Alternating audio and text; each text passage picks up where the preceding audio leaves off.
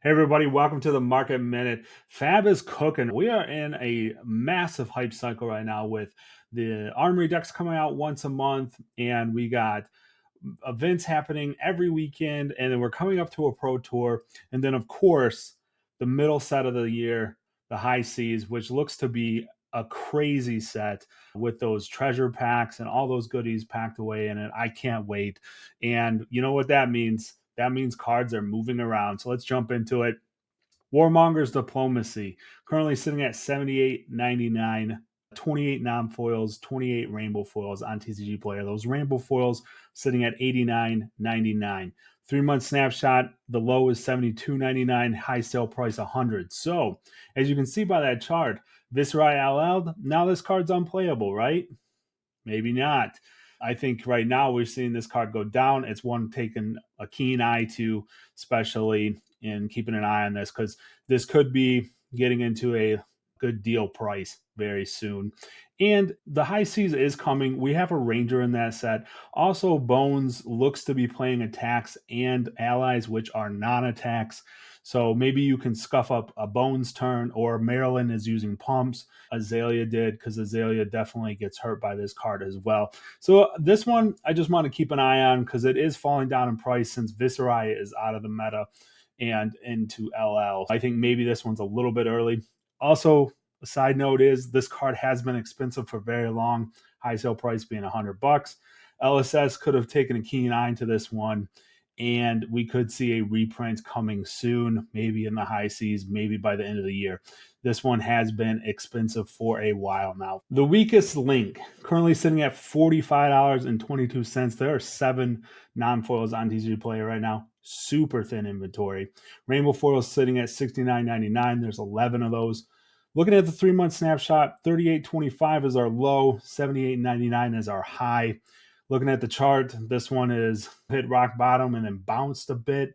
I wanted to look at just because there's a perception, I think, maybe that as soon as Mystic Heroes leave the meta, this card goes back down to just being very niche and not being used quite a bit. We have Puffin coming into high seas. We know that items generally don't have block, and she looks to be cranking, which comes on items. This card isn't just going to fall off as hard as everyone thinks as soon as Mystic Heroes leave. I would tend to think that this one always be looked at. It's a very strong card in general, and I don't think Mystic Heroes are just going to all vaporize instantly. They're going to trickle out, maybe with Zen starting, and then Enigma and New. Right now, maybe another good deal and one worth taking a look at, as the perception is that this only targets Mystic Heroes. Thick Hide Hunter, specifically the EA, currently 12 of them on TCG Player right now, so very thin. These cards are very hard to pull, so I'm not surprised. Currently sitting at $49.99. This card price has bounced around quite a bit. I know there was some discourse on it in my Discord, actually, about where it was at. 3-month snapshot has this one low just under $25 at $24.99, high just under $50 at $46 ish. Thing to note on this one, even though it's sitting at $49.99, high sold was around $36, so it's sitting higher than its last highest sold. Interesting to see where this card falls out. I'm always a big fan of these EAs, especially since Rosetta showed to us that if a card is getting an EA treatment like this, it generally is a playable card, right? We're looking at Truce, we're looking at Call to the Grave, Shelter of the Storm, right, in the Hunted. A lot of these cards seem to be very playable when they get these special treatments these days in the last sets specifically. I think EAs are quite fun, and if you're looking to bling out your deck, you might want to be buying these now than later. Looking at Call to the Grave EA and Shelter of the Storm EA, up over $300 currently. So if you're a brute player and if you want to bling out your brutes, take a look at this one. Pulsewave Harpoon, currently sitting at $18.75, 30 non-foils, 13 rainbow foils. Those rainbow foils are sitting just under 27 at $26.69. Nice. It's 3-month snapshot. $9.26 is the low. High sale price $21.99. So are sitting right up at that top of that high sale price. But That's because Max is coming out, and I think this is probably going to be a really solid card for Max. Dynasty was a long time ago. This card has been a staple in boost mechs in general. Maybe not so much with Puffin because she's not looking to boost currently, but Max is coming, and this card could be a direct upgrade path for that Armory deck. And we know Armory decks are super exciting. Gets old players playing new heroes like Max, or gets new players playing heroes like Max as well. Truce from Rosetta, currently sitting at $18.47, 35 non-foils on TG Player. 5 rainbow foils sitting at $32.99 currently is the low. 3-month snapshot, $4.97 is the low. Wow, that's a good deal now all of a sudden. High sale price, just under $27 at $26.95. You can see the chart there. This card just keeps going up and up.